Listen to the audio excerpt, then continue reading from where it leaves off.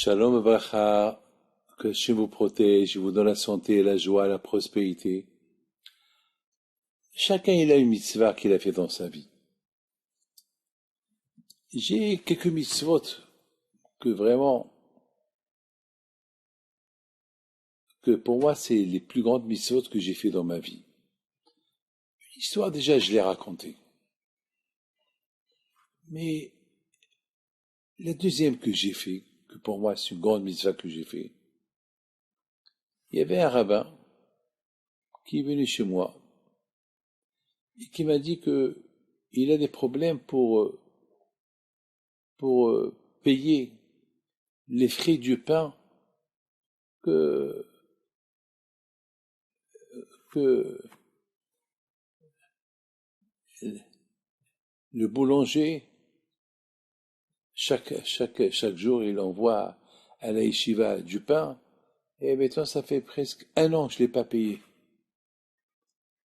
Et la somme était importante, parce que la yeshiva était grande, il y avait, la somme était très importante.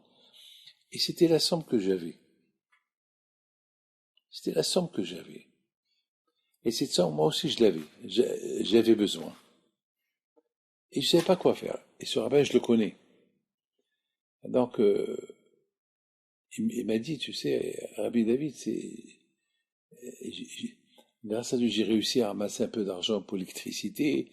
J'ai réussi, mais là, j'ai ce problème maintenant.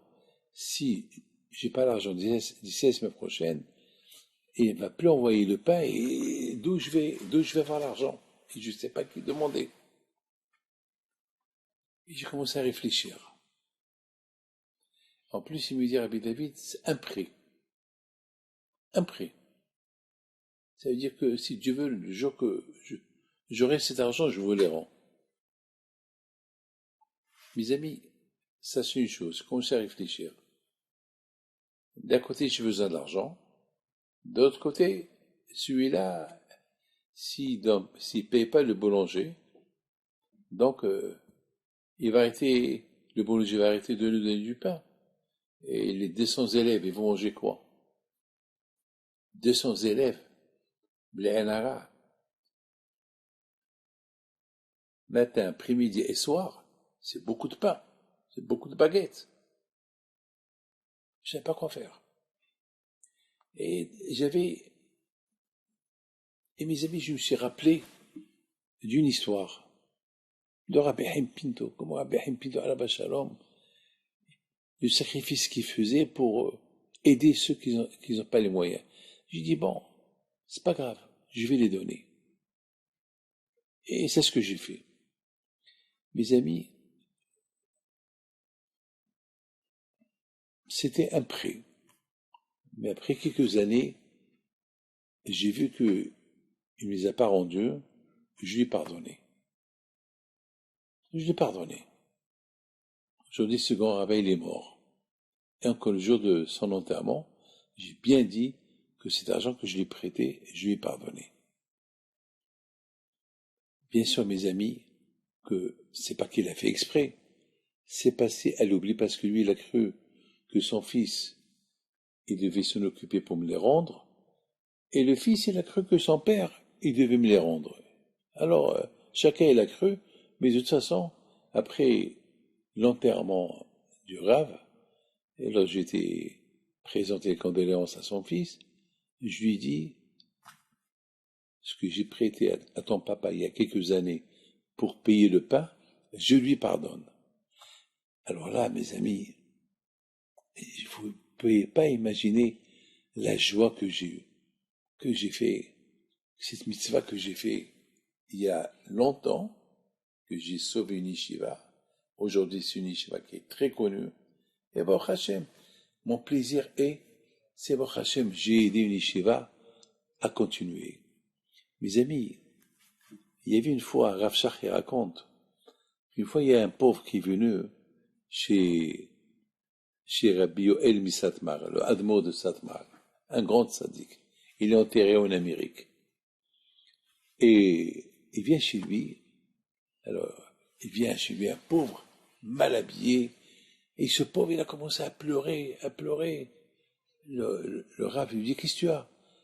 Ma femme, elle est malade, et j'ai pas d'argent pour acheter les médicaments, et regarde comment je suis habillé, j'ai même pas de vêtements, et en plus, j'ai un enfant qui est malade, il a des problèmes avec les dents, et il pleurait.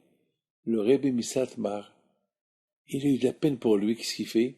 Tout de suite, il va lui donner une belle somme d'argent. Le pauvre était content, il est sorti. Et dès qu'il est parti, il y a le secrétaire du Admour qui rentre et lui dit, j'ai vu ce pauvre-là qui sortait de chez vous, heureux. Tu lui as donné de l'argent?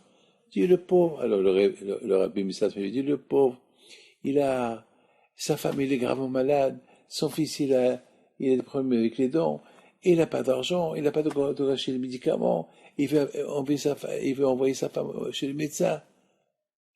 Et alors, bon Hachem, je lui donne un peu d'argent.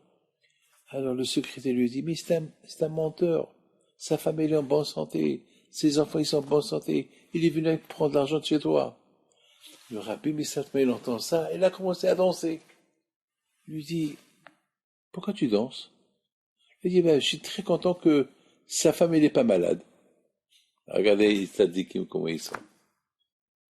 Il n'a pas commencé à dire, ah, Wallah, haram, celui-là, il m'a pris, il m'a volé mon argent. Le contraire, il a dit, heureusement, c'est une mauvaise nouvelle, je lui pardonne, capara.